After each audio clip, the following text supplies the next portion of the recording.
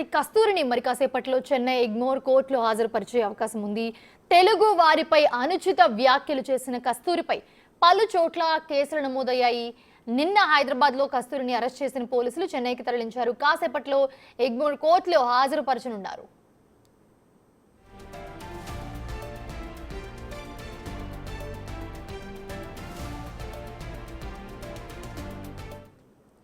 Right, ఇదే అంశానికి సంబంధించి మరిన్ని అప్డేట్స్ మా అసోసియేట్ ఇన్పుట్ ఎడిటర్ నగేష్ అందిస్తారు. నగేష్, ఏవైతే నటి కస్తూరి వ్యాఖ్యలు చేసిందో దానికి సంబంధించి పలు చోట్ల అయితే కేసులు నమోదయ్యాయి.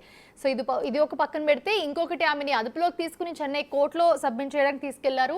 సో ఒక్కసారి ఆవిడ చేసిన వ్యాఖ్యల గురించి, పెట్టిన కేసుల గురించి క్లియర్ అప్డేట్స్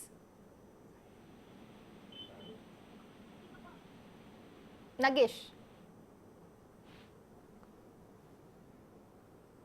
హాజరుపరిచే అవకాశం కనిపిస్తుంది. వాళ్ళ సండే కావడంతో న్యాయమూర్తి ఇంటి వద్ద హాజరుపరచడానికి ఎగ్మోర్ పోలీసులు అంతా సిద్ధం చేశారు. ఎందుకంటే నిన్న సాయంత్రము చెన్నై నుంచి వచ్చిన ఎగ్మోర్ పోలీస్ స్టేషన్ సంబంధించిన పోలీసులు ఇక్కడ మణికొండలో ఒక ఫ్లాట్ లో కస్తూరిని అదుపులోకి తీసుకున్నారు. కస్తూరి సంబంధించి ఈ నెల 3న వివాదాస్పద వ్యాఖ్యలు చేసింది. బీజేపీకి సంబంధించిన సంపత్ రాజ్ అనే లీడరు ఒక మీటింగ్ ఏర్పాటు చేశారు. ఆ మీటింగ్ లో అంతఃపుర స్త్రీలు తమిళనాడులో సేవ చేయడానికే తెలుగు వాళ్ళు వచ్చారని చెప్పి అంతఃపుర స్త్రీలకు సేవ చేయడమే వాళ్ళ పని అని చెప్పి ఆమె వ్యాఖ్యానించింది. అంటే గత చరిత్ర ఇదే చెప్తుందని చెప్పి కూడా వివాదాస్పద వ్యాఖ్యలు చేయడంతో నాదర్ అనే సంస్థ తమిళనాడులోని చెన్నైలో చాలా చోట్ల కంప్లైంట్లు చేసింది. తెలుగు సంఘాలు కూడా వివిధ చోట్ల కంప్లైంట్ చేశారు. అంటే తెలుగు వారిని కించపరిచే విధంగా కస్తూరి వ్యాఖ్యలు చేసిందని చెప్పి కూడా వాళ్ళంతా కూడా కంప్లైంట్స్ ఇవ్వడంతో కస్తూరి భయపడింది. కస్తూరి తదుపరి తన వ్యాఖ్యలను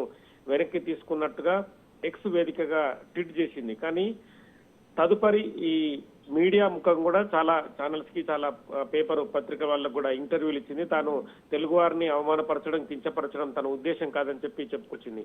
కానీ ఇవేవి కూడా పోలీసులు పరిగణలోకి తీసుకెళ్లేదు.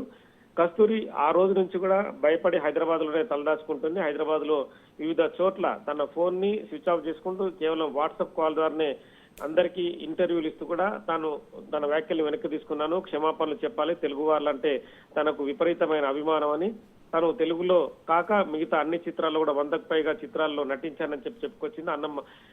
అన్నమయ్య సినిమాలో కూడా ప్రత్యేక పాత్ర ద్వారా తన ఏదైతే నటిని కూడా తాను అంటే వెంకటేశ్వర స్వామి అభిమానం ఉన్న పాత్రల్లో కూడా తాను చేశానని కూడా చెప్పుకొచ్చింది.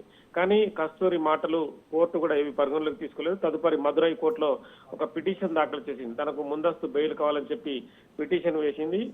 విచారణ తర్వాత కోర్టు కూడా ఈ వ్యాఖ్యలకు సంబంధించి, అలాగే ఎక్స్ వేదికగా సంబంధించిన పోస్టులకు సంబంధించి కూడా కోర్టు పరిశీలన జరిపింది. కానీ ఆ వివాదాస్పద వ్యాఖ్యలు ఏవైతే ఉన్నాయో కస్తూరి చేసిన వ్యాఖ్యలు కూడా కోర్టు తీవ్రంగానే పరిగణించింది. మదురై కోర్టు యాంటిసిపేటరీ బెయిల్ ని కూడా తిరస్కరిస్తూ తీర్పు చెప్పింది. తదుపరి ఖచ్చితంగా ఎగ్మోర్ పోలీసుల ముందు లొంగిపోవాలని చెప్పింది.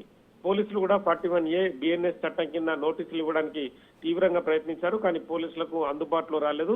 మళ్ళీ బెయిల్ పిటిషన్ వేయాలనే ప్రయత్నంలో కస్తూరి ఉంది. కానీ ఈలోపే పోలీసులు కస్తూరి ఎవరెవరికి కాల్స్ చేస్తుంది, ఆ ట్రాక్ ద్వారా కస్తూరిని నిన్న మణికొండలోని ఒక అపార్ట్మెంట్ లో అదుపులోకి తీసుకుని నైట్ చెన్నైకి తరలించారు. ఇవాళ ఉదయం కస్తూర్ని ఎగ్మోర్ కు సంబంధించిన కోర్టు ఇవాళ లేకపోవడంతో మధ్యాహ్నం న్యాయమూర్తి పర్మిషన్ తీసుకున్నారు. వాళ్ళ ఇంట్లో ఇవాళ హాజరుపరచున్నారు. తదుపరి రిమాండ్కు 14 రోజుల రిమాండ్కు తరలిస్తారు. మళ్ళీ రేపు లేదా ఎల్లుండి మళ్ళీ కస్తూరి బెయిల్ పిటిషన్ దాఖలు చేసే అవకాశం కనిపిస్తుంది. మరి కస్తూరికి సంబంధించిన వివాదాస్పద వ్యాఖ్యల నేపథ్యంలో కాసేపట్లో న్యాయమూర్తి వాళ్ళ ఇంటి ముందు ఇంట్లో హాజరుపరిచే అవకాశం కనిపిస్తుంది.